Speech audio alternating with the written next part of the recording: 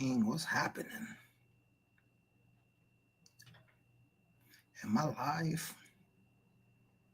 I am live. Dang. Yo, we live. My intro ain't we ain't been in so long. What happened? The intro ain't working? Nah, I don't know what happened. I gotta get it right for next week. We've been out of the commission too long. It's only been like 2 weeks, dog. Hold on. I'm trying to mess with my camera right now. We here though, everybody. We got some interesting topics tonight. Tap in with us. Yo, you're gonna have to share it, dog. Because I'm not gonna be able to do it. I'm not gonna be able to do it from my phone. You're gonna have to do the shares. Right.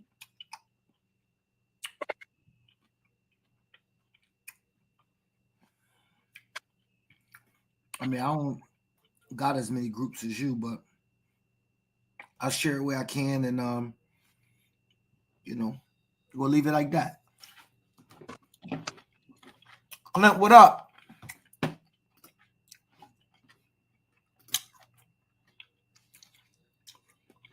Maybe we should talk about the Hurricane slander live, Clint. I'm definitely going to talk about the fact that the 13U supposedly is paying players, Clint. Y'all too good, man. Y'all paying them. Y'all giving them F7s. Y'all paying them. And y'all making promises.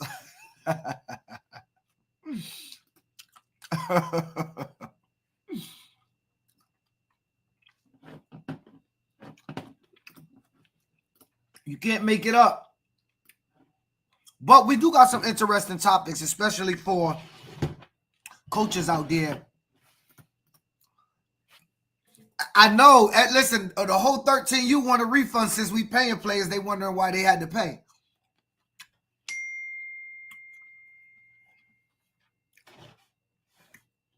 So, since we actually not paying players, bro, can't give you that refund.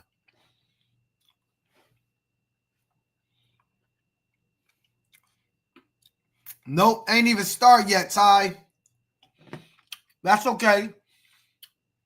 It's an old saying that the wind blows harder at the top of the flagpole. So, it is what it is. Let me try to do the intro again. Let's see. I met a boy today. That's me. So fine. If you know, tap in, share the post. It's your boy PH, aka the press, aka Mr. Above 140. Come to my town and get with me. She love I'm around. It's not about the amount of talent you have. It's 100% about the work ethic. Ask your coach or anybody that's been doing this. I met a boy today. So fine. Why is it? And they're going to say, oh, yeah, that's illegal. Cut this. Cut it out. All you coaches out there, cut it out. Because that's BS.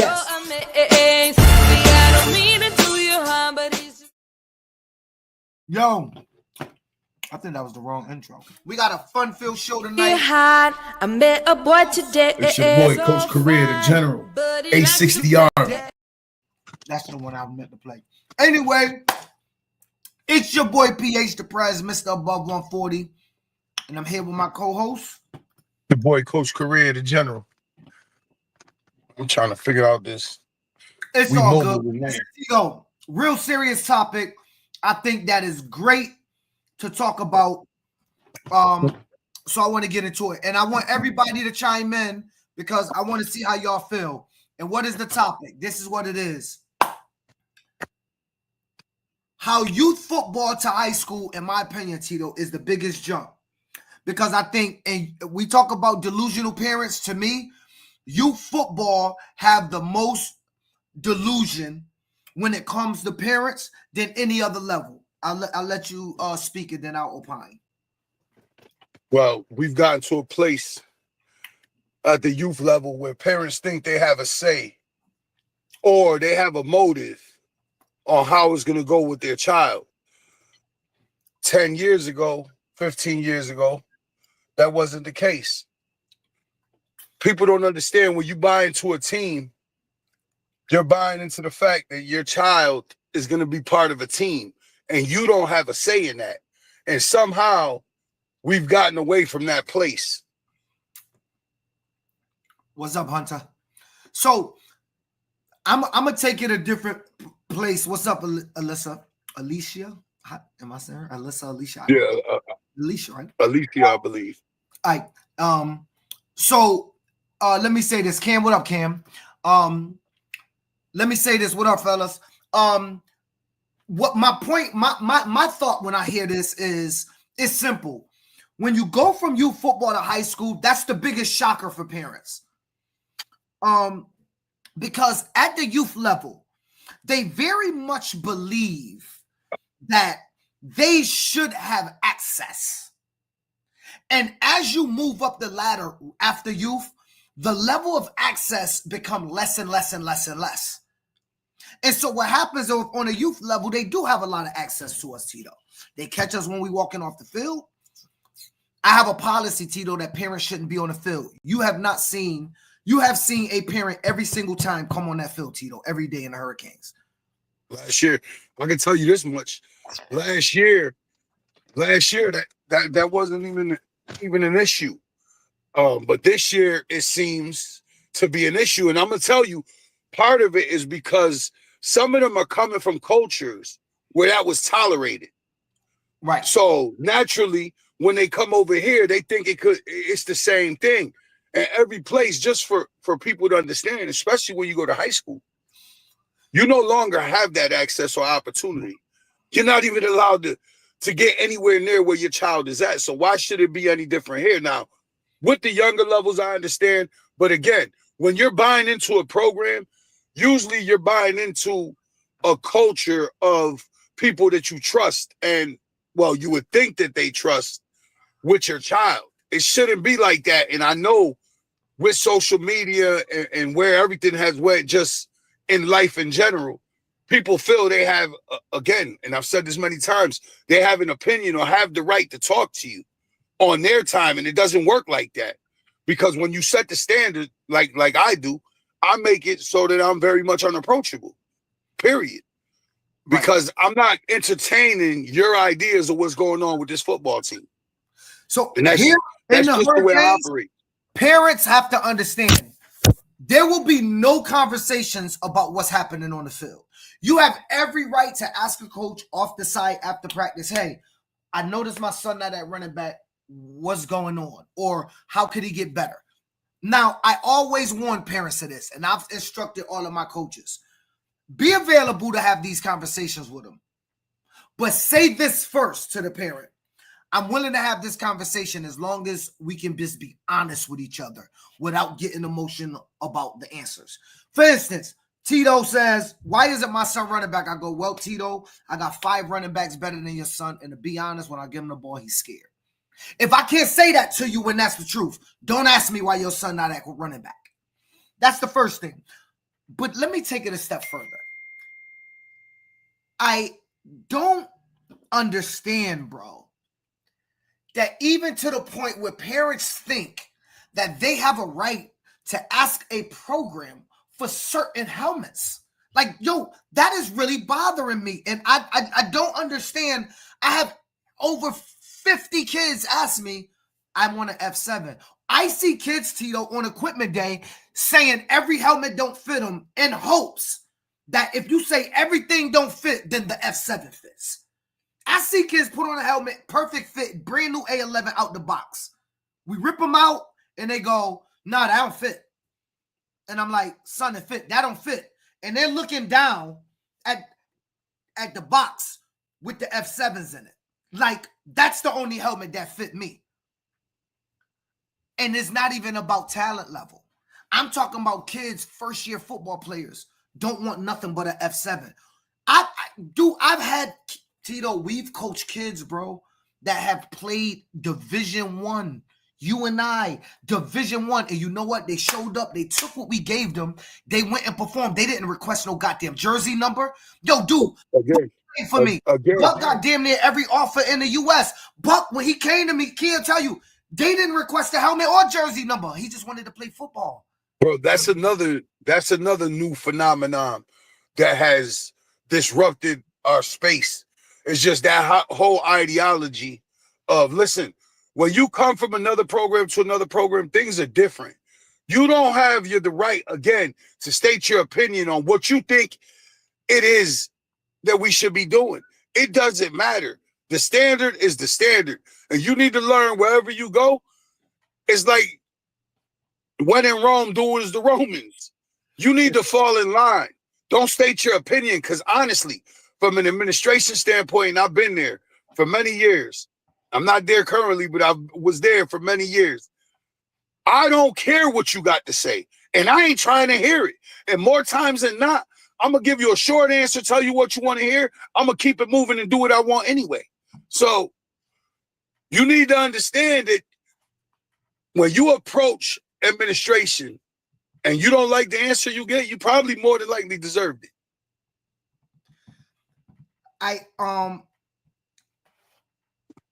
It just bothers me where we at, because I really believe, Tito, you, Larry, the upper part of the program, Omega, we do truly want to prepare kids for high school. But it's so hard to prepare kids for high school when parents come to you and they have a delusion that you can't seem to break, and they are mad when you don't understand their level of delusion. Like, I can't get you ready for high school if you don't understand that you come and you will not have the number that you had a year ago. You won't.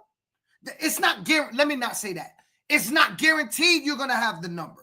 It's not guaranteed you're going to have the same equipment when you go from playing for Greenwich, then you go to Hartford High, or then you go to Simsbury. I saw somebody put up under my post that they got a prep school. They got a prep school, Tito. They coach at a prep school and they don't have all F7s and speed flexes. Oh, I told you, you better than me, dog. I would have ordered medium of the road, shut across the board, and this ain't up for discussion. You know what I'm saying? Well, so this is what everybody's getting talked about. F7s or speed flexes to lace the program. What happened in our case, Tito, was I caught a deal to buy F7s at the A11 price, and I bought them for our big boys, your kid, and 13U. I even had a kid. Now, I'm going to tell you what pisses me off most. I had a kid, Tito, show up yesterday. What's today? Show up to practice yesterday.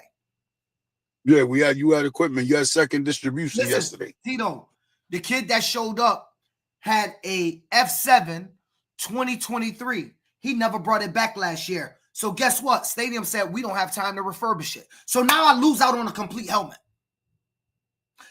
That's the other side of the delusion, is the parents don't understand. And it's nothing to them because they don't give a shit. Because you know all they got to say is, Phil, Pop Warner said my helmet is illegal. I paid my registration fee. Give me a legal helmet. But you hand them a helmet and they don't show up to off-season, nothing. Tito, how long we been outside? We did the city Harvard training program in April. We did indoor with the city in February. Right? We've been doing city programming when you had access to the Hurricanes. The kid never brought the helmet. So I lose out on the helmet.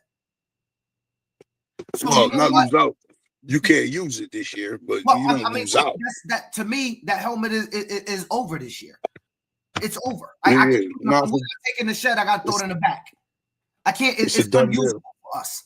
Right? And it's so I just want parents to understand the youth level. And let's think about talent, Tito. So this is another thing. So many of y'all 12-year-olds and 13-year-olds are jumping into high school. And since high school is also watered down in the inner city, they're telling you, oh, your son is going to play starting quarterback or running back at 12 and 13. You will completely hurt your child. You can get your child injured. Most of these kids leaving 13 and 12 Tito, and going to schools that's going to put them in the backfield because they don't have a choice is doing these kids a disservice in the cities. We know what's happening, Tito. When you got Weaver and Hartford High combining because Hartford High ended the season with 16 kids, ain't no thought process that when a kid get done this year on Tito's team at running back, Right now, they could go play running back in the backfield for Hartford High if they only got 16 kids. That process right there is detrimental to the children. And people better start thinking with this NIL and this transfer portal that if you're 12U and you're going into high school, you need another season of youth football because everybody's reclassing. It's NIL, it's not even and you it's need another season. If you got a kid that is going to be one of those kids that goes in as a freshman where he just turns 13, because I believe that's usually the birthdays, September, October, November, December. They call them bird babies. I believe those are the ones that are usually in that situation. Trust me, your kid developmentally, maturity-wise, physically mature, is not ready to compete with 17 and 18-year-olds. Absolutely not. Very few could make that transition. Yes, there has been a couple, but when you look at those couple, the few that came into high school right away, more times than not, they were stay-back kids that were a year older, or they were stay-back twice kids. Because back in the day, in our era, you stayed back twice if you was really you'd be a 15-year-old 8th grader. It happened a lot in a 16-year-old freshman. I know I went to school with a ton of kids like that. But so, they stayed back because of education, not football. Right. No, but this was before No Child Left Behind. You know what I'm saying? Usually kids that what I'm saying is when they made that type of transition as a true freshman, more times than not, they were a stay back kid or a stay back twice kid. I had over the year, I'm gonna try not to talk about I don't want any Hurricane past player to feel like I'm talking about them, but there's been kids from the Hurricanes, Tito, that have went and started as freshmen. I've rarely ever seen a freshman, Tito,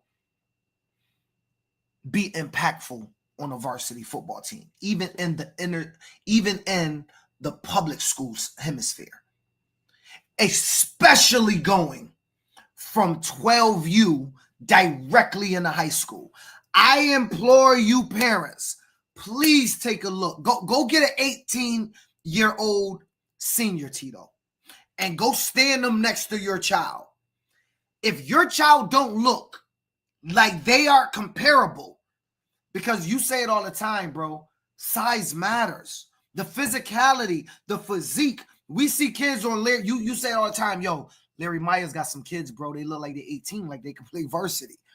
But you and I also see some kids, Tito, and we going, bro, where's the size? It could be a hindrance for that child. Talent, but the size can hinder a child. You don't want to put a kid that's 12 years old, going to 13, that weighs 150 pounds in the middle when Greenwich is coming down playing you and they got 80 kids on their fucking sideline. You're setting them up for failure.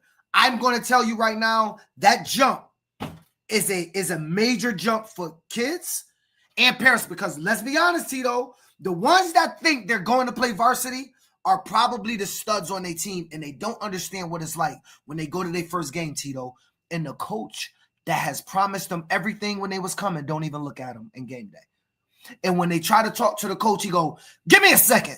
And they like, but it's me. It's the star. It's the kid that you sat in and you promised the world to me. But now it's game day and you don't even get in. He don't look your way. You don't call mom, dad, cousins, aunts, uncles. It's Tito Correa's first game of football. And Tito don't even get looked at and don't get in. That right there, I'm telling, matter of fact, Tito, me and you talked about it today, how a father ruined a young man's life because when that happened to him, he kept finding places to jump around. And that with a college, bro, that case is one of the saddest cases I ever seen. Because if you remember 10, 12 years ago, I told you that was going to happen. I told you in the conversation 10, 12 years ago, I said, yo, this is a recipe for disaster with this dude because he doesn't allow him to face any adversity. And when athletes never have to face adversity, they don't know how to compete. And we're supposed to be living in a competitive world. Boys are supposed to have to, I'm not saying I'm not promoting fighting, but you got to let boys be boys and they're going to rough each other up. It's just going to happen. And you have to allow your boys to figure out who they are in this world. But needless to say, this person thought he had all the answers and he was doing all the best for his kid. Now look how his kid's college career has turned out. I believe he's been, I don't even want to get into it. It's but not Bunchy. Look, It's not Bunchy. Bunchy, this is a kid we know. We're talking about a kid that we local. know. Not that Local. It's not that kid Bunchy. It's definitely Bunchy was a publicity ploy. That was a YouTube made thing. He wasn't even a good football player. Like his father produced all of that. That was an entertainment deal. He wasn't like a real football player like that. He's like the San Miguel dude. I mean, he's like the flag phenomenon. Like them dudes those are manufactured personalities, if that's the easiest way to say it. Yeah, and Miguel will tell you that is his. But anyway, I'm just last thing before we move on. Parents, the jump from youth football to high school is a big jump.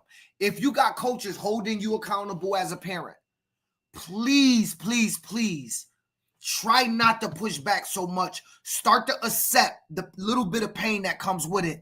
Let them teach you how to get out of thinking you're owed something. Nobody owes you a conversation. Nobody owe you anything. We owe your child the idea that we'll teach him football. That coach owe your child That's the only thing we owe to do. They don't owe you anything. Go ahead. The only thing we owe them is an opportunity to try to develop them and teach them how to play the game the right way. That's all we can offer you at the end of the day. And that's up to you to make the right choice. And if you made the wrong choice, don't stick around too long. Get up out of here. That's it. Hey, Larry, I wasn't saying Bunchy ain't good. I was saying we wasn't talking about Bunchy. That's all. That's all I was saying. I was just saying that Bunchy, what me and Tito was talking about earlier, was a real New England child. That's what I was saying. I actually don't know where Bunchy played, but I'm glad to hear that he got offers. I think he did try to play high school. He played high school D1. He got D1 scholarship. That's what they said. Shouts out to the kid. I'll try to find out. What was his real name? I forgot what his real name was. Is it? Yeah, I know he's from Cali. He's from Cali. I know that much. I think I got it right here. Bunchy Young, right? I don't know. Bunchy Young, SAC State, I think. I don't know. Is that Sacramento State? Could be.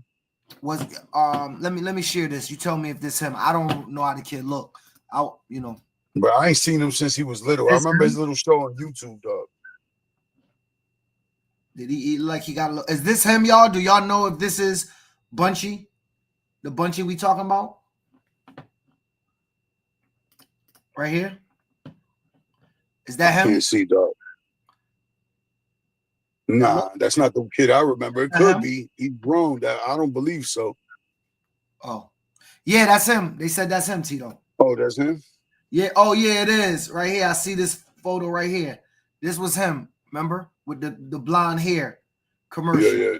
Oh, okay. All right. So, yeah, shout out to him. But anyway, I just wanted to put that up. Let's go on to our next topic. So, the age-old waiver issue. Should kids be released or should adult feelings play a role when releasing a child, Tito? What do you say? I'll say every situation is different because if you're a program that's not hurting to fill bodies in your program, then I don't see why you would hold up waiver situations. But if you're a program that's struggling to stay afloat and fill teams, how do you expect people just to sign those waivers in your best interest? It's a two-sided conversation because everybody's situation is different. So there's always going to be different opinions and there's really no right or wrong answer. But if you're a program that's maxed out and you're not signing waivers, that doesn't make sense. Let those kids play wherever they need to play. It helps the ecosystem. But if you're a program that's struggling to fill teams or fill numbers or whatever your case may be, I could understand the argument not to sign the waivers. So I've never not signed a waiver. I don't believe in that. But I got a question for those out there that don't sign waivers. When a kid say he's not going to play for you, or he don't, no, let me rephrase that. When a kid say he don't want to play for you, Tito, it never wrapped around my mind. Do I still make this kid play for me, then put him in a game and say, please don't give up a touchdown. I want to make it to try to compete for a national title. Like, I'm forcing him to play for me. He's already, and his family told me they don't. Now I got to put him at cornerback and ask him to check somebody in hopes that he don't. And when he give up a touchdown, I'm going to get mad. Shit, he don't want to be there. He's told me, I don't want to wear the green and orange, bro. I don't want to do it. Now, look, I might be speaking from a privileged position because the Hurricanes program just get fucked up, bro. Because I'm a believer, Tito, and I say this all the time. If you do good programming, I think you don't have problems. Too often, people blame Tito, let me say this. I've never got mad at a program for taking any Hurricane player. I've seen good players leave here and go other places, and I'm like, damn, we lost him. I always self-reflect. I tell you all the time that retention is my biggest thing, dog. When people say, Phil always saying he the best, they're only thinking about championships. We win those too. But that's not what I'm talking about. How many of the Hartford Hurricane kids come back? Our retention rate is high. Just run good programming. Everybody don't go to nationals. Everybody don't win. But we run good programming. And make no mistake about it, though. You can run good programming and still lose kids. Sometimes it's just not a fit. You don't take it personal. Like you're not supposed to take it personal. Because just in case people didn't know, I'm going to say this again, and I tell you this all the time, Phil. The youth football scene is the least loyal scene you'll ever be a part of. You're going to lose friends over this. You're going to lose kids that you've tried to genuinely help and try to help better situation will turn on you. They'll leave the other teams. If you're going to do anything from the kindness of your heart in this thing, don't take it personal when it don't work out, because there is no loyalty in this thing. So just keep that in mind before you're going above and beyond and trying to save the world, because it's more times than not, if you're doing it, do it from the kindness of your heart, because it's not going to be returned more times than not. So I see something interesting, and that's a good point. You said if they can't fill a team, you can understand why they won't fill out the waiver. Why should a program that didn't advertise, that had problems last year, didn't address it, and lose their kids, put that on a family? That's the program fault. That's you, Tito. It's your job to market your program. It's your job to get out in the community, market, right. Talk to the parents, talk to the community, tell them, I can offer you something great here. Because Tito sit home all summer and all winter, and you come out August 1st and nobody there, and Phil got a motivated child that want to get going. And I got to come to your practice where you got 6 kids every day, when I can be over the next town practicing with 30 kids hard every day with Coach Tito putting us through drills. But no, I got to show up to a practice with 6 kids because, we ain't fill no team, so I ain't signing waivers. Well, you ain't do nothing. That's why you can't fill your team. You didn't do anything. And so that's putting the onus of the program onto the child, which, again, to me, I do as a vice president of a league, I understand the need to end the possibility to not sign waivers. Like you said, and that, people probably didn't hear you when you say this, so I'm going to say it again. You oftentimes say this. There is a youth football ecosystem that must be fed if you want to retain a great programming, a great league. Absolutely. So I understand that. But also leagues, so you can sign waivers, go in there. I don't care what nobody say, and I know y'all all gave me these numbers, and we can't fill kids from our town. I don't want to hear all that. Tito, when I started Bloomfield, Tito, when the day I met Breeze, Bloomfield had 4 teams on their field. Windsor had 2 teams at every level. Weathersfield had a team. East Hartford was thick. There was no town around us, Tito, that didn't have football. There was no town around us in central Connecticut that didn't have football. Here's the kicker. This is the big one. From kids from their own town. Right. Well, yeah. I do not believe that people in every single small town around Hartford just stop having sex. There's babies out there. I told you this is a conversation that I wanted to have. I've told you many times this is a conversation. Program with their kids, man. They're not doing it. They're being lazy. It's right. too easy well, to pick on Hartford. Again, and I'm going to again. Usually when programs struggle, and this is not an opinion, this is from what I've seen over 25 years in the business. And Phil's been in this business as long as I have. When programs completely fall off the cliff, it's not because of no other reason than weak, poor leadership. That's the only reason if a program is not filling their quota. It's bad leadership. It's the leaders of the program, from the admin to the coaches they choose to the assistants the coaches choose. When programs fall apart, it's because the administration is weak and the leadership is poor. End of story. There is no other reason. There's a breakdown in the communication amongst the people running it, and it's just not functioning anymore. And then what happens with that is people start leaving your town. They go to the next town or the next town after that, or they start the space we're in now is you find the best program in a 40-mile radius, and that's where you bring your child. That's the world we're in now. So again, the waiver thing plays into that. Because, okay, if you're filled at one level and you're sending kids to another town, now that's helping sustain leagues. So I understand all sides of the conversation. There's no right or wrong answer. I guess, again, it's what your situation is the best way to explain it. I mean, I don't know how else to explain. How about a new program? If the next city has players from your city, do you sign waivers? I'll answer that first, Randy. I think if I, as a city, have allowed Tito family to get embedded in the next town over, I don't step into that family and say, no, now you got to play for me. I think that's a little unfair, even though the rules say it's not. I wasn't able to offer you nothing. I think it's a slightly might be disingenuous to that family to have built rapport, a family environment. They became friends. Their kids is friends. When a kid get used to wanting to play with somebody, it's hard to take them out of it. Once people get wrapped into that environment, I think it's something to be said about, you know what?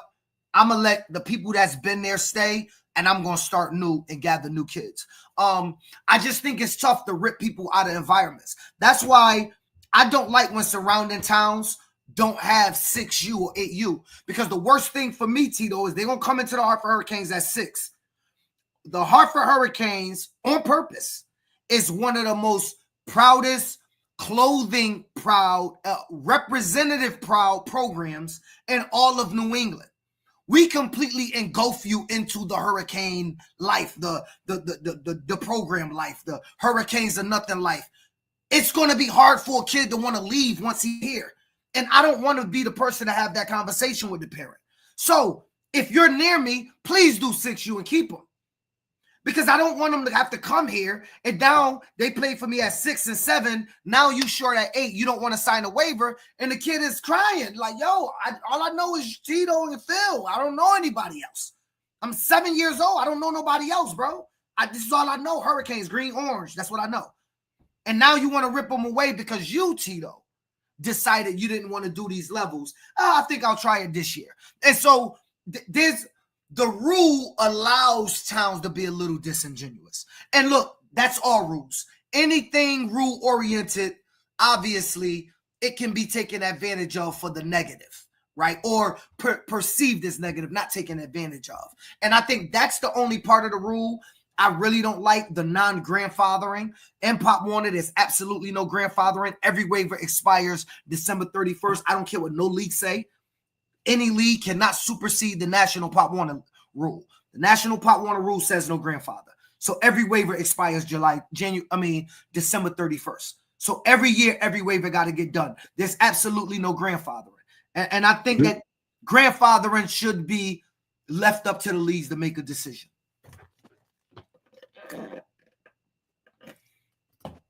Greg Pittman say people ask to leave, then get mad because you allow them to leave. I think a lot of times what happens is when parents ask to leave, they don't, especially when they got an attitude, a lot of people expect you, Tito, to go no. You seen it firsthand. I get parents that get mad and be like, well, I'll take my money back. What do I do, Tito? I go in my pocket. Money back. I have $400. Here you go. Get up out of here. And all of a sudden is, oh, snap. This dude really about to give me my money back. Right? And they back off of it. Because people think because they gave you money, they control you. Again, that parent to high school thing, that's the big piece. There's no payment in high school, so you don't own a goddamn thing. Right? You don't own nothing. Your kid come, at least in Connecticut. They come, they play. I don't got to look at you, talk to you, answer no phone number, and you ain't getting on the field to have no conversation with me. When I'm done, I jump in my car and go home. Your son don't like what I did? Guess what, Tito? Try to get him in a new school district with he ain't got to be here. But that's always even been in my approach at this level. Like, if you don't like what we got going on, I'm not going to keep you here. And if you're not going to do it my way or exist within the confines of what I'm telling you how it's going to be, you don't need to be here. We don't need to argue about it. We don't need to beef about it. Take your kid and go. It's that simple. Everybody know the waivers from Hartford get signed. I've never told someone no. I've told a town yes when they told me no. That happened this year, Tito. I said yes to a town that is currently saying no to Phil Bryant right now. Both that's good. I said yes, they said no. But you know what? I've been told, yo, why'd you say yes? And I'm going to tell you why. Because my integrity is not going to sway. And when I say my integrity is what I believe in. I believe from the reason I think the Hurricanes is successful is because I don't care if a kid told me he was, Tito, you know this. I have signed kids during the season to leave me. So, of course, I'm going to sign you if you want to leave before the season. Because if my team, Tito, is falling apart because one kid left, Phil Bryant got to do a lot more work. The president, I got to do a lot more work, Tito. He's talking from a presidential standpoint. He ain't talking about from being the 10U coach, the president, no. the chair. That, he's talking about from an administration point. He's putting the onus on the fact that if one of his teams fails, it's his problem. And that's the part that people don't see when you're running a program. When you're speaking, and this is anybody that's the head of their program. When you're speaking about the program. You're not speaking about your particular team. And oftentimes people confuse that. Yep. People confuse that. Yo, and another thing, the Hurricanes spent $1,000 on social, just nothing else, social media off-season ads. Some of y'all probably seen it, right? Y'all, it starts with Larry walking out of the tunnel at the national championship game with They Not Like Us. That was put together by a film company. Not somebody that just came out and shot. NE Video is a film company, NE Films, right? I went and got a film company. I invested, and the result is 8 football teams that's full, right? So there's an investment made of effort, time, money, resources, and you see the result of it. And I implore people to do that. Your president, marketing. Ask them to invest. Tell them to show you. It's marketing. Again, the word for it, I believe, is we said it before here. Is it guerrilla? It's guerrilla marketing, right? That's what they call it. When you bomb the internet like that. Yep, when you bomb the internet and invest in the marketing and constantly keeping your brand on all social media platforms, it works. We were doing it 15 years ago. That's the difference between us and everybody else. We was doing it when nobody was doing it. People seem to forget I had 7 football teams in East Hartford, where East Hartford was traditionally a dead program. The East Hartford Mustangs had 7 football teams in 2013. Decided to dissolve too. Huh? Thank you for all that equipment when you decided to dissolve. Somebody else got a lot of equipment for me too that have soon become my latest enemies. But they're gonna get theirs in the end. They're gonna get theirs in the end too. Hey, so just for the record, let's educate them. Guerrilla marketing is an advertising strategy that use unconventional tactics to surprise. Right. In other words, I see it as I try from a Hurricanes perspective to attack all angles. We on social media. When you show up to a game, our females got tights, coaches got sweatsuits, we got Scullies. Now we got customized sneakers. Like, dog, 360, right? We in a new 360 deal, right? And it's marketing in your face. And I'm gonna tell y'all something. I know people think that it's crazy. When we spend $40,000 on a banquet, it matters. It's a purpose behind that. When every kid that leaves my banquet is walking around their school with varsity jackets, with starter jackets, with hoodies, with Scullies, with all of this stuff, it's free marketing. You know what kids say? Yo, where you get that from? Oh, I was playing football for the Hartford Hurricanes. I think I'm gonna play football for the Hartford Hurricanes. I want a jacket. I want a hoodie. I want this. No, that don't come with registration. That is intentional. End of the season marketing that will carry you throughout the winter. When a kid first get a varsity jacket, they don't take it off, bro, for the first 2 months. Dog, we finish in December. That's January, February, and March, spring coming back around. So I done took up the wintertime marketing, right? And people, listen, I'm telling y'all my tactics, I need to stop. Because the game is to be sold, not told. But I ain't interested in hoarding the opportunity for all of us to be great. There is enough children out here. You go to your own town. If you have not sat outside your middle school, and maybe I'm old school, Tito, because we did this one year, couple years, sat outside your middle school with 5,000 flyers in the car like the old club days and went hand in hand to the kids, then you ain't on your grind. Because you remember? Me and I my used to go to opening day and banged out the whole school. I used to go to opening Little League day, opening soccer day. I would go with me and a couple people, and we would put flyers in everybody's windshield with the email address and numbers and how you make direct contacts. We would run back then because the economy was a little different. When I first got East Hartford, I was doing $50 registration, $75 registration. Never charged $100. Never charge $100 and sustain the program. Look, even out in Plainville, they see the jackets. Jordan said we went to regionals and ain't get nothing but a messed up ring and letters spelled wrong. Listen, I ask people, invest more into your end of season programming. That's the taste you're leaving your parents with when they go off and leave. That is the taste that they leave your parents with when they go off and leave you in the off season. I had parents tell me they're never coming back to the Hurricanes, and then went and bought a varsity jacket from me and came back anyway. Their choice. I can't get mad because I don't believe one kid should ever collapse our program. Look, we might lose a talented kid, Tito, that will result in us not winning as many games, but that's different than losing kids and complaining you don't have a program. If you lose kids, listen, first of all, if you lose 5 or more kids from one team, you have a problem. President, coaches, program, you got a problem. If 5 or more kids leave from one team and uproot, you have a problem. That means you could have did something your about bathroom, stand up with your chest up, and look, there's going to be a square thing above your sink. And it's going to show a reflection of how you probably look to yourself. That's where you start to figure out why 5 or more kids left. Don't blame Phil. Don't blame Ty Carter for talking to your kids. Don't blame, Nate from New Haven for saying, yo, come play for me. If you bled that many children, then you got to sit in the mirror and say, what is it that I'm offering? That just some words from Tito or Garrett or Nate or somebody can get my kid out the door to go play for them. Because there's parents, Tito, people come up to Nakia all the time. They go to Jerry. They go to Shamir. They go to my 10U parents. They call Coach Terrell. They call these people. Springfield been calling my 9U kids since last year.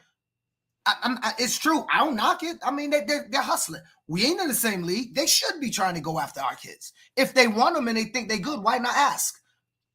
Right? And our kids say no. We didn't win no national title. I mean, Larry got close. But we didn't win a national title. You didn't win a national title, Tito. What, you got 29 kids full? You was full damn near before the season. We were just waiting for the last people to pay and register. Because, you know, we offer free registration, Tito, and we pay kids, but I made your kids wait and pay. Don't get started. Don't get started. Don't get started. Don't get started. I'm going to throw that out. You know, supposedly I took all these kids, I took all these kids with me from New Britain, yet I didn't get not one. I didn't get not one. Or I got one. A dude I grew up with, son. Like, I like this idea. Coaches should want to look, even if you decide as a coach, I think every year as a coach's reflection, every coach should Larry, you laughing, you the one that started off saying you was the one. All your kids got F7s and paying players. Most of your kids do got F7s. That was the organizational design. It wasn't because Coach Larry was paying nobody. I don't even think you knew I had bought them. But anyway, it's neither here or there. I think coaches, Tito, this will be a good thing. I'm going to give something to y'all coaches. How about at the end of the year, the coaches from 12U down say to themselves, how many of my kids coming back? If you don't get over 90% of your kids back and they're still playing you football, why not as a coach look at yourself and say, what did I do that these kids don't want to come back and play for me? I think everybody should do that. That's a reflection moment. And that ain't something you need to tell the world. That's something you may have to say, damn, you know what? I need to get on my Grizzly. I need to call a better offense. I need to call better defense. I need better communication skills. Or my kids don't feel like bonded with me. So I need to find a way to bond better with my team. Maybe you need more bonding sessions during the year because the football side is cool. But Rari just said it. Where's the accountability for the coaches who kids aren't going back to them every year? Where's your accountability? Or is it they should automatically go back to you because they gave you a shot last year? It should be automatic because you as a coach can't do nothing wrong. It's impossible, fellas. We all make mistakes. Every kid on the Hartford Hurricanes when I coached didn't bond with me. I tell you what, though, when they didn't bond with me, they bonded with Chaz. They didn't bond with Chaz. They bonded with Boots. They didn't bond with Boots. They bonded with June. They didn't bond with June. They bonded with Omega. We made sure every kid had somebody that they felt was an outlet on my staff that they can go to. Because every kid ain't going to vibe with Tito. Tito going to be mean to some kids. Other kids going to go, I love the way he holds me accountable. He's hard. I don't like him sometimes, but this is the accountability I need because I want to be better. Some kids just going to say you mean and then they want nothing to do with you. They're going to play for you, give you they all, but they don't want nothing to do with you. And when they mad, you can't talk to them. It's something there. So you know what? Go over and talk to Coach John. Go over and talk to Coach O. Go have conversations with them. It's cool. You don't care. The fact of the matter is they just need to accomplish what the mission of the team is. And sometimes it takes different people to get that bond with players. People don't understand that a great head coach recognizes that stuff. I recognize when I can't get through to a kid. When I first went to 9U last year, I'd never been that low, Tito. You know that. The first day I went there, a kid went and told his parent, I want to quit. Coach Phil way too mean. So I met with my coaches. I said, yo, maybe I'm at the wrong level. I didn't realize that I was going to be considered mean to these kids. He just did not want to play for me, didn't want to be around me, didn't want to play for me. I didn't do nothing except bring strict accountability to the team. No, when we say run, you're going to run the whole time. You're not going to walk. They was coming from 8U. They was okay with, but I was like, no, we're not allowing that. To them, that was mean because he would run 10 yards and walk 10 yards. And when I held him accountable for the last 10 yards, he didn't want to play for me. But then he kept coming back. We actually ended up building a pretty good rapport over the season. But initially, I was not liked by that child. Not did nothing to him. I didn't even point him out. I just made sure everybody ran the whole time. So I think that matters. Phil, I want to say something. RZ played for Wakeman 7th grade. Loved it. No plans to leave. But in the offseason, more of the Seahawks players were doing something that RZ also wanted to do. And it ultimately created a bond with the Seahawks and coaches. And Wakeman Grove coaches was still great. You don't always have to leave for the coaches. Nobody bonded with Junie and Coach G. G, What state would make the best pool table? I don't know what that means. Sometimes a bond is what sways a kid and parents. Nowadays it is. I think community football is becoming, it's still a thing in Hartford, Tito, but it's becoming less and less of a thing, I would say. And I'm glad it's still in Hartford because at some point that could go away. That's with everything in life. If you manage a company, there's a revolving door with employees. You need to access yourself as a manager or a leader. True. That's vet talk, though. Some don't get that. True. You look. I think, I would not want to be a new coach getting into football today, Tito. I'm glad we got in when we got in because we were able to see what it looks like from a real ground up level and not go searching for new programming every year. Right. The problem when we got into it, like I said, we had to shut our mouths and listen to the OGs. Now you get instant access because of social media. Because everybody feels they have the right to be heard.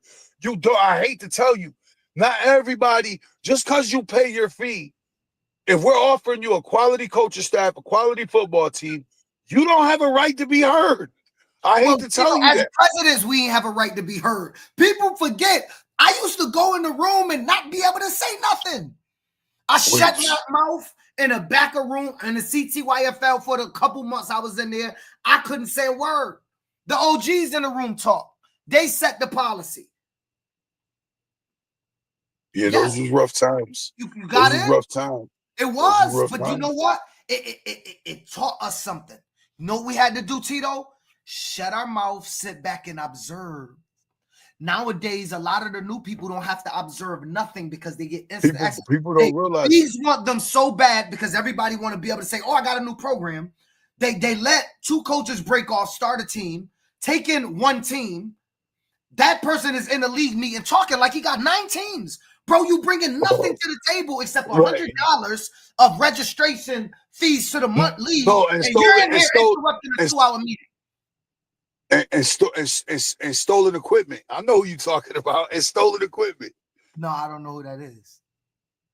We know, bro. Off season. You go. No. But my point is, like, when I came in the game, this is an old man conversation. I know y'all new dudes like, man, nobody want to hear that old shit. But here's my point. What that taught me was sit back, review the landscape, and that transpired in the All-Star game because I was able to sit back, understand the landscape of New England, and say, okay, Phil, be honest with people, be accountable. It's gonna come at a loss sometimes. It's gonna come at a win sometimes. And it's not easy to stay on that road of accountability, but I always got to walk it. That's the hard. Listen, I don't think people understand how hard the All-Star game is because of that. The level of accountability that you parents hold me to statewide in the All-Star game is way more than any youth program president. The level of accountability that I'm forced to hold at the All-Star game. The standard that they're forced. I love it. It makes me raise my game. But my point is, Tito, those days prepared me for that. Nowadays, if you get a new coach and they say, I'm going to do an all-star game, you know what's going to happen. 4,000 or 5,000 people going to get robbed. It ain't jumping off. Something going to fall through. And then they're going to put out a Facebook statement. Oh, what happened was, but we going to try to do something and make it right. I don't want to write no statements, bro. I just want to be honest with people and give them a good product. And that taught me, sit back and watch sometimes and shut your mouth. I know I do a lot of talking, but believe it or not, I'm very observant. I learn from a lot of people that never know I learn from them. I do. I learn from a lot of you guys, and football-wise too. I go back and I watch I've watched all-star games and took stuff from it. I never give y'all flowers, but it's y'all out there. I'll give flowers to y'all personally. I have to some, but I learn from so many of y'all because I observe every single one of y'all. If I'm at a game, trust me, I'm observing something you doing to see if I can take back. It may be sideline demeanor. It may be how you react to your parents. I'm going to tell you something I learned from Nas from Brick City. He don't even know this. I noticed that every time after Nas played, win or lose, he have his kids run over to his sideline, turn to his fans, and they say something to the fans, and the fans say something back.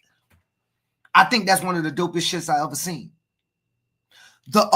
What that does to the fans, it tells them win or lose, we're still a unit. You know how easy it is for fans to break off from a staff when they start losing? That's the easiest thing in the world. When Tito wins, Tito's the greatest coach. Let Tito lose 4 games in a row. That's when you find out who's really with you, not when you're winning. Everybody's with you when you win. So, but Nas have his kids. I saw Brick City turn, face the crowd. All the kids come over, they say something to the crowd say, like they came up with their own chant, the crowd and the fans. That's some of the dopest shit I've ever saw. And I'm like, yo, maybe I should do that.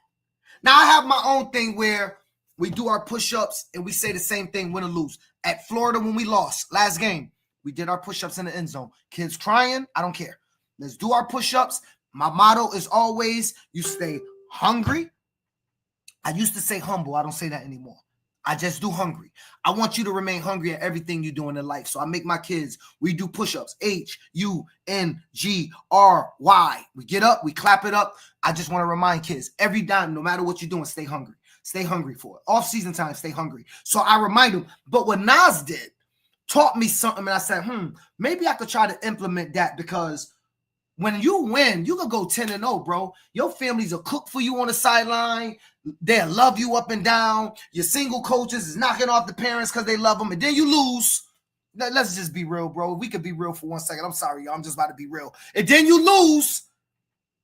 All of a sudden, he going home from the club, Dolo. The parents ain't cooking for you no more. And all of them are talking about going to a new program, and you went 11-1, 11-2.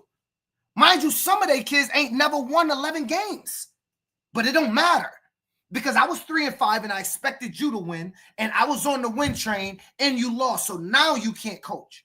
You was able to coach 11 games, but for some reason on that 12th game, Tito, and then the fathers say stuff like this. They don't know that they're saying you can't coach. They want to be cool. They say stuff like this. Yo, next year, bro, I need to be a coach, bro. Next year, yeah, I think I'm going to help next year. Why? What is it that we did that you feel you're going to add value that we didn't do? No, you're saying, man, you dudes don't know what you're doing, so I'm coming to coach. That's what you're saying. And so all of these behind the back, like, I know them words, bro. It's real. Like, it's real, dog. You know what I'm saying? Like, it's a thin line. Martin Lawrence. It's a thin line in football, love and hate. And when Phil win, I don't go run up down the sideline slapping my fans' hands. You don't see me go, yeah, you see me. Get up, crowd. I stay away from the crowd because I've been in this game long enough. I've had enough success and some big losses. And I know one thing. When I win, Phil put up my stuff. I get with my kids. I speak to my coaches. We dap it up. Phil go back to concessions and get to work. If a parent say, good job, coach, I go, thank you, miss. I keep it moving. The parents go over there and say, we're going to have a cookout on the birthday party. Phil not attending. I don't want no parts of it. Because when we lose, throw me a birthday party and give me cake when we lose. When we lose, give me a birthday party and a cookout and some cake. Show me you rock with me. Everybody with you, I'm up. Of course. I'm $1 million in. Everybody want to be around me. When I show up, it look like a damn block party. But when I'm losing, it's a lonely road. Even your coaches, Tito, sometimes start dipping off. They start making excuses because I put up a post, Tito, and it said, be brave enough to be disliked. I'm brave enough as a coach to be disliked. A lot of coaches ain't brave enough to be disliked, so they start looking for blame. They start telling the parents stuff like, oh, yeah, Tito made that call. I ain't call that play. Tito called that play. They don't say it in front of you. They say it to the parent because they're scared to be disliked. I'm okay with you telling my call that even if I didn't, as the head coach, I allowed you to call it, so I should have just called the shit. I'm just telling you, dog. It's a wild thing that we're going through in youth football. Worst case is the organization that won't sign waivers but runs the program into the ground year after year with bad leadership, bad coaching, bad decisions. Asking 7 and 8-year-olds to play 10U is dumb, and they wonder why families don't do it. Love, hate, relationship, both ways. Them whoopings always come back around. Everybody gonna lose. A losing football coach might be the least appreciated job on the planet. A wise man said every coaching staff can win together, but how many can lose together? It's not easy, Tito. I'm going to tell you it's not easy. Let's move forward. Tito, New England Power 5 rankings. I don't have them to put up, but I'm going to just go through it mentally. We're going to do the top 5 teams total at each level. We're not doing divisions. At 13U, I don't think there's no question. Larry by, I say, a long shot. What would you say? Is it close? 13. I don't. 13U? Is there anybody? I mean, again, we'd have to know what was coming out of. I mean, nah, ain't nothing touching it. You've seen his players. I mean, you better maybe a 14U team is showing. Ain't nothing touching them in New England. All right, so I would say Larry, and look, this is Larry's number 1. The rest of them is no order. I think now that Mount Hope back, you have to include Mount Hope in there. Are they doing 13? They're doing What's 13. going on out of Northeast? Who was strong at 12 in Northeast? So they had, remember, they do odd every 2 years. Right. But let me say, but they're going to be at 13. Cricket is Division 1. They were in Florida. They weren't a bad team. If they got the right returning 12-year-olds on that 13U plus the 11-year-olds that's turning 13 that went to Florida, I think they can be competitive. I think Bloomfield, obviously, Robbie Rennie got some new recruits. He got the kid Michael, the quarterback. I think he played spring football. He got Ryland, I think, went back to Springfield, but Ryland was over there. Who else he got over there? What's the kid from Southington? He has him too. Yeah, I know who you're talking about. But again, those I hate getting into these conversations. I'll keep going. I'll keep going. So I think Mount Hope is Larry Myers in the moon, and then I think we can't never count out Mount Hope. I mean, we know Bloomfield. I know Mount Hope. So I think West Elmwood is always competitive. West Elmwood probably be tough. They always put out good football teams. So I say Larry Manchester. Myers, What's Manchester going to look like? What's Manchester going to look like? Let me not forget. I that was a mistake. Manchester. I'm not. Manchester. I had a personal conversation with Manchester coach, so I'm not going to put it out there. But Manchester is really, really good. I'll tell you one thing: the sleeper in the 13U division, I'm gonna call it right now, is Mick and the Stratford Renegades. Mick Stratford Renegades at 13. Okay. Mick Stratford. That's gonna be my long shot. They're probably gonna win Division 2. They're gonna win Division 2. But I'm saying they're gonna make a case. They're gonna make a case to beat. Bro. Manchester, that's a 3-time national champion. Yo, bro, I'm telling you the long shot. I'm telling you the Stratford Renegades 13U. I'm calling it August 7th. I just checked my August 6th, 2025. They can the be sleeper at Division 2. Mount Hope? Oh, I forgot y'all put Mount Hope in. I'm telling you that's my long shot. I'm taking Mick Burgess and the Stratford Renegades. Okay. I'm taking the Stratford Renegades, bro. I just said it, man. Okay. All right. Listen, the rankings is going to come out next week, y'all. In 2 weeks before the preseason, we'll have the rankings out, but we're just throwing it out there. 12U, obviously, you have to say New Haven Steelers. Returning back. You see Cam over there. They got some ballers.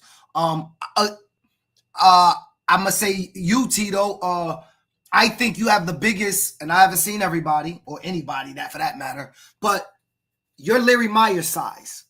And with the additions and the size, the Hartford Hurricanes got a nice size 12U team. But sizes and everything, we got to put it together. But I think the Hartford Hurricanes, it will be competitive. What?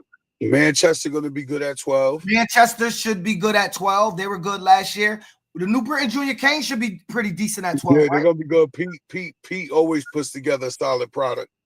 Pete Larger always puts together. That's one of the few cats. That's one of the few cats from over there I fuck with. Just look at what JB put. JB. I can't see what he say. New Haven who? He said New Haven who? Hey, Justin said Edgewood. Edgewood, listen to me. I know y'all the 4-time regional champs, but I'm warning you guys. The jump from 10U to 12U is not an easy jump. Now, I'm going to give you your props, but I'm going to tell you, you guys want a 10U regional championship. You're putting 11-year-olds on 12U to compete with an all 12-year-old team. I don't know if y'all know that is a big jump. And I expect y'all to be competitive, but winning it, you'd surprise me if you guys won. That's another one of them situations where I don't know what you mean by they say that. If you're playing with a split team, you're at a disadvantage. Like, that's one of them situations. They say that every year, Justin. I don't know what they say that every year mean. You said the 4-time champion, y'all won at 10U. Y'all win at 10, 9, and 8, I would think. There's no 7 or 6. What do you mean 4-time? Y'all won at 10 last year. Maybe he's talking about the staff.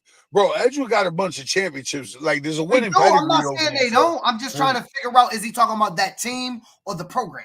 That's all I'm trying to say. I don't know, but we know one-offs. Maybe West Hampton Steelers. West Hampton Steelers. This is the West New Haven. Ward. No, this is the New Haven Stratford thing. JB. Listen, I'm going to put JB in there. I think with him and Ty, that's an attractive group. Pause. I'm not talking physically. I'm talking about name recognition and kids wanting to play for them. I heard they caught up. I heard they caught up in the waiver showdown. I think I found out that they need wait though. Let me stay out of it. Okay. Yeah. We'll talk offline. They won at 8U and 10U 2 times, he said. Got you. So that's 3. Right? You said 4. No, they're gonna be a good team. They're gonna be, I mean, Edgewood always gonna have athletes. I don't think they good. All I'm saying is the jump, bro. We used to do, remember, 8, 10, 12, 14. That jump from 10U to 12U might be the biggest jump in youth football, age-wise, puberty, all that. Like, no, 12U, like I always tell people, 12U is where it all starts to separate. Where the kids that are going to be big are big, and the kids that's behind is behind, period. End of story. There's no, that 12U is like the separator. And then you got Lorenzo from Mount Hope coaching 12U. They're going to be good. Oh, he's always going to be tough. They're always going to be tough. You're not going to run through Lorenzo easily. You might get him, but good luck if you have to play him twice. I asked New Haven. I think they beat him the first time, and then in the playoffs, he came back and beat them because he's just a competitive coach like that. And Mount Hope is typically competitive every level. Jordan, are there any 9Us that want to scrimmage? I don't know. Ask AYF, brother. I don't know. 11U. This is where 11U, Tito. Talk to me. So it's funny. You got to go with West Haven only because I obviously in my mind Edgewood would be favorite from that 10U, but they're going to 12. West Haven played them in the regional championship by default. They're going to be an 11U team. There's not many 11Us out. Rodney Myers is going to be the number 1 team. Oh, well, Rodney Myers. Yes. My bad. Rodney's going to be Rodney Myers going to be number 1. Western Waterbury Patriots got to be in the conversation somewhere. West. West from the Waterbury Patriots. Yes. West. The Waterbury Patriots got to be in that conversation. I mean, our own boys, Omega and them, you know, they're retooled up over there. They should be. They're probably, if they're not in the 5, they lingering on the edge somewhere.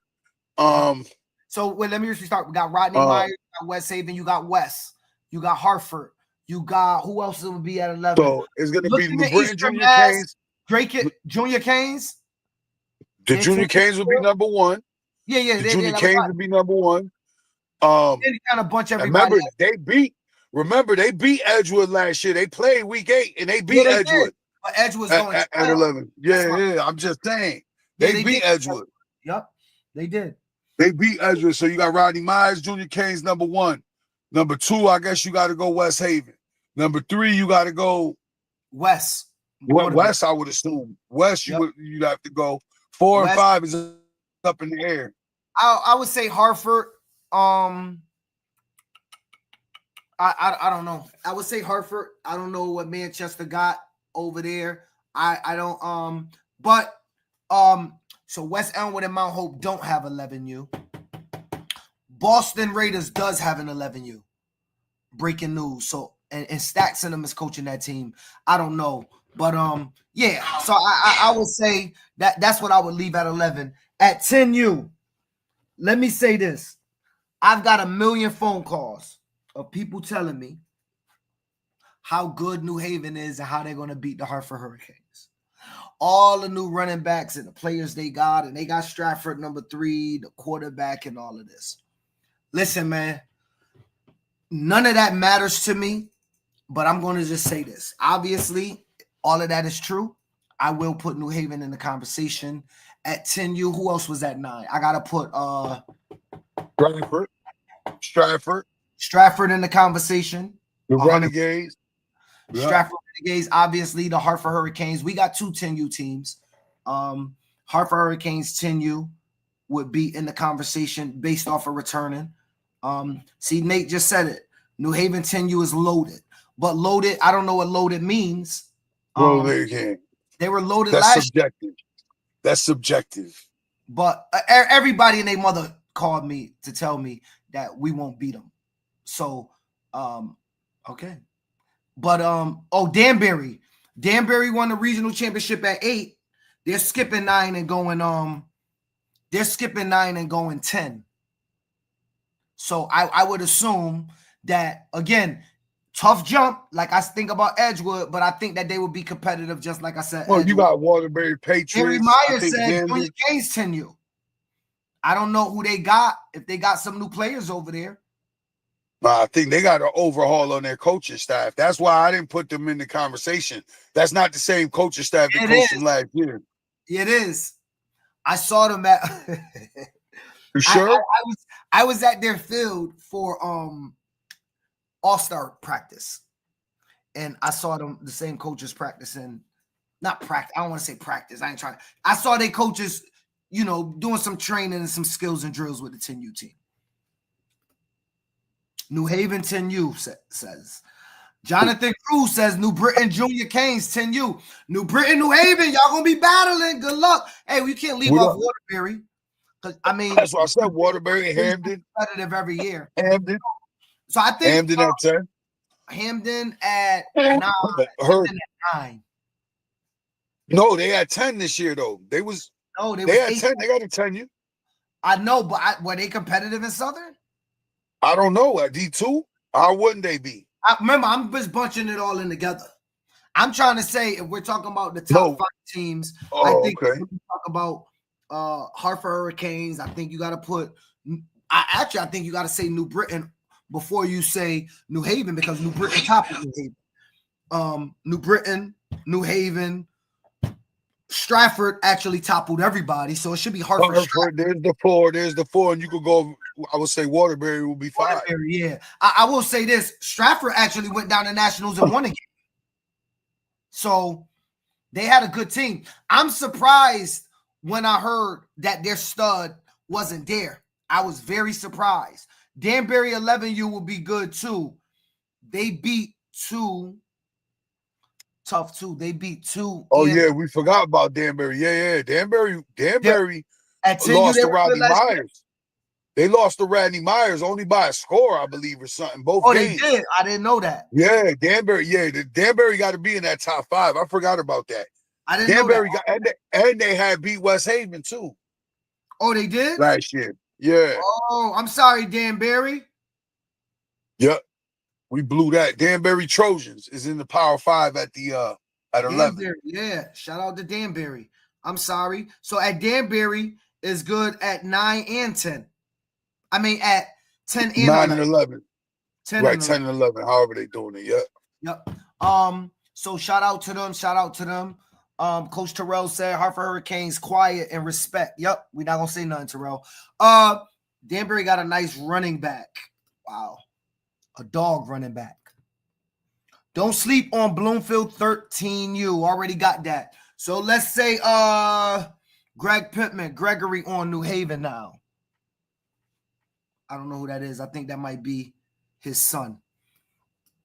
I think he's saying his son is at New Haven now. Yeah, so let's talk about 9U, Tito. Obviously, you got to say the Boston Raiders. Yeah. You got to say Hamden. Hamden Hurricanes. I got a sleeper team, Tito.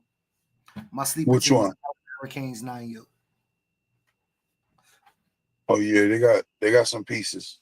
I think the Hartford Hurricanes 9U is going to go quiet. Greg, we didn't put Boston over, y'all. We're just naming 5 teams that we think could be mentioned. Oh. I think he was acting Greg Pittman. Does his son play in New Haven? He said, hell no, he ain't him there.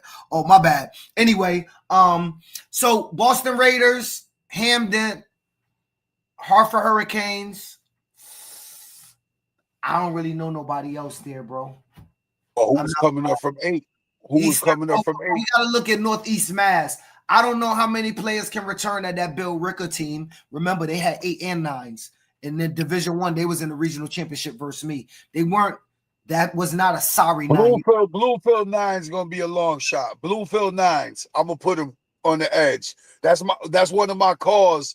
Like Mick at 13U with the Stratford. I'm going Trev. I'm going Coach Wilson. I'm sorry, not Trev. I'm going Coach Wilson, Andrew Wilson, head coach of the 9U Bluefield Warhawks. I'm gonna say they're gonna be the 15. They're gonna be the 15 this year in the Power 5. Genuine brother. No, I won't go against them. You know, both his nephews are the twins on my team, so you know he good peoples. Always had good energy. Yeah, I'm just saying. But I think they got something cooking. I don't know. He's in a tough bracket. He's in a tough bracket with Boston and Hartford. I said it's a long shot, bro. I'm putting him. All-Star game in the D lineman. They both play for Boston. You know that Boston Raiders is good, bro. Like, they good. You saw the MVP. But I'm telling you, all right, Bloomfield. Now I'm telling you, I'm putting my 2 odd picks of the night is the Stratford Renegades at 13U, Mick Burgess Stratford Renegades, and I'm going Coach Wilson, Bloomfield Junior Warhawks 9U. Those are my picks. Hey, Hurricanes, I'm going with y'all. I don't know. They're in the Power 5. I'm talking about the dudes on the edge, bro. I'm talking about the dudes on the edge. Them cats is in the Power 5. I'm talking about my bracket busters. My 2 bracket busters I'm putting in there is Stratford Renegades 13U and Bluefield Junior Warhawks 9U. Let me ask you this: when you say that, is it because you know something, or you just wishing on a star? You ain't gotta give me your insight. Obviously, you gotta, on your journalistic duty. Just remember, you cannot stump the Schwab, and I'm always watching and observing, and I'm watching what's going on, and I'm telling you, I got a sneak preview. Hey, Saturday, Hurricanes versus Hurricanes. I got a sneak preview. That's next Saturday. I got a sneak preview of the Stratford Renegades 13U. I seen some things, and I got a sneak preview over there. I saw some things, so I'm just basing it on what I know. New England championships. What JB? What that mean? I don't know what that mean. I didn't see JB make a comment. I'm trying to follow comments. Tyree says Stratford 13U is going to be tough. And I think JB going to have the best line at 12U. I don't know. Who said that? Ty Mosby. Obviously, he been seeing, so he would assume that. Okay.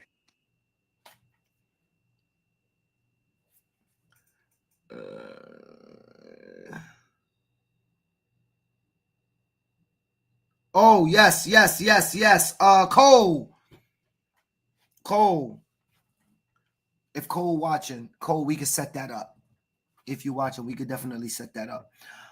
Romeo Ortiz said that 9U Hartford Hurricanes team. Oof. JB said, be quiet. So Karan Judo, am I saying that? Karan Judo. Go there, Hoodoo. Yeah, I told you to go there, Hoodoo, bro.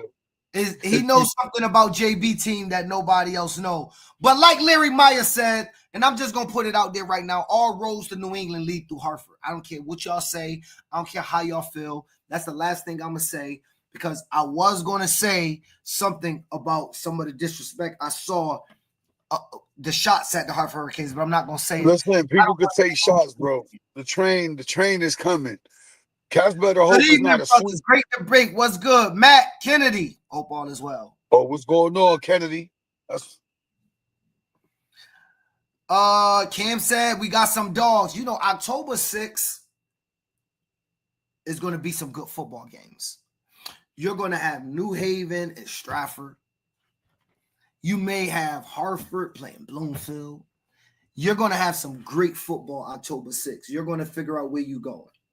You're going to have some great football games. There's some other games out there that's going to be scheduled that I don't want to throw out there yet, but you're going to have some great football this season. And my hope is say everything in the comments, meet at the 50, keep it peaceful, and shake hands and walk away, regardless of what the score show. Because at the end of the day, all you're going to do is laugh and go home. Ain't none of it mean nothing, y'all. But it's going to be some good football games. Look, Nate said, Cam, chill, we not saying nothing. Yes, y'all are, Nate. Brian, we quietly brewing something up. Quiet. Greg Pittman online every day. You talking about quiet. New Haven 12, you got puppies. Whoa. I don't know. I wanted to see that Hartford. Yo, I don't know. Hey, Nate, you could come down earlier. We gonna move the game up. Hartford versus the Orange Bengals. We outside. Yes. The Hurricanes overtaking New Jersey. The 10U team from the Hartford Hurricanes will actually be playing the Pop Warner defending national champions, the Mo Better Jaguars. That's a big lift for Hartford. Good luck to Hartford Hurricanes. I think their kids will be ready. I think they got good coaches. They'll do just fine. Nate, don't worry. There will be time to make it there after we put the mercy rule on baby boy. Wow. It's getting spicy. We might have to get off. Good luck in a healthy season for all. Larry Myers, yes, sir. Nate said, okay, Ty Carter. See you at the 50-yard line. I don't know what's going on in Southern, but Southern got some good football. that sound like a personal problem.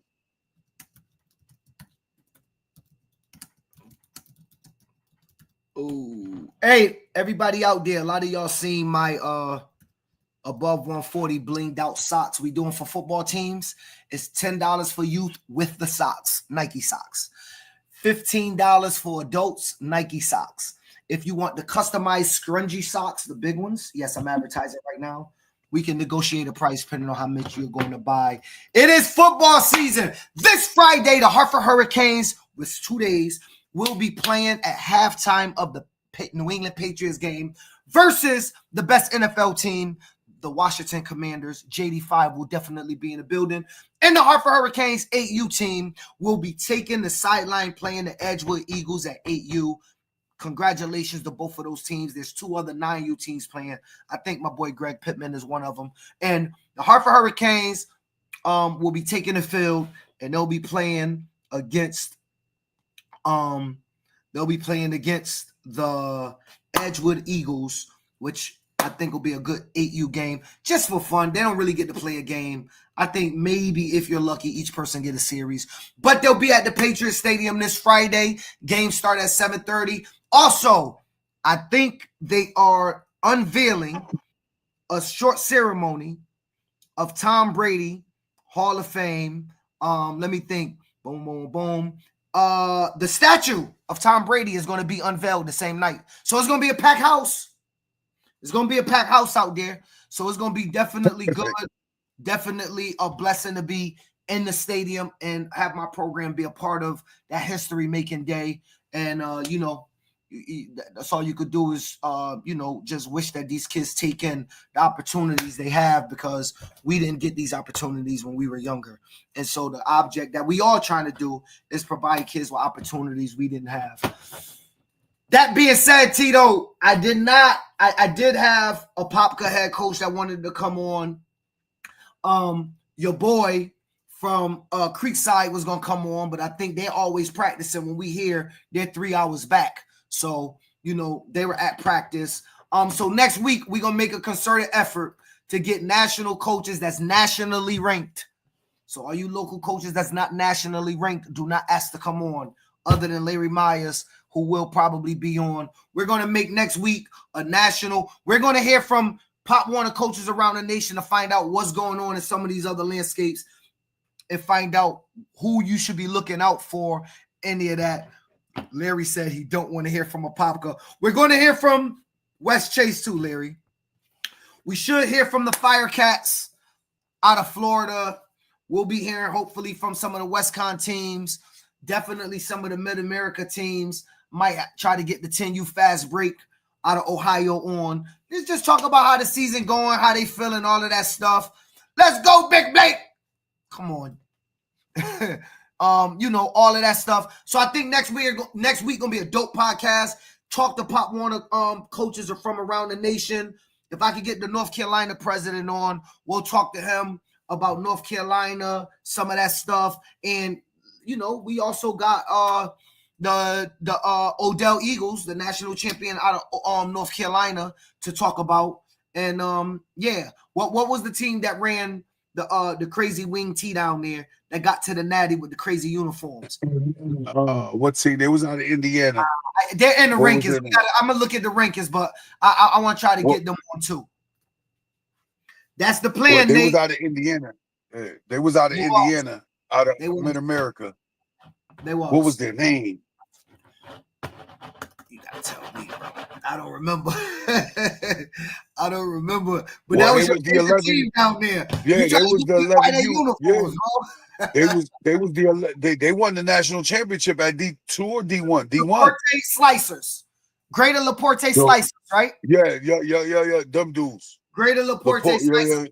Hey, Greater Laporte, inbox me if you out there. I would definitely want to get you guys on to talk to us, because I think it'll be dope to get the Greater Laporte Slicers on. And so that's what we doing, man. It's your boy PH the Prez, Mr. Above 140.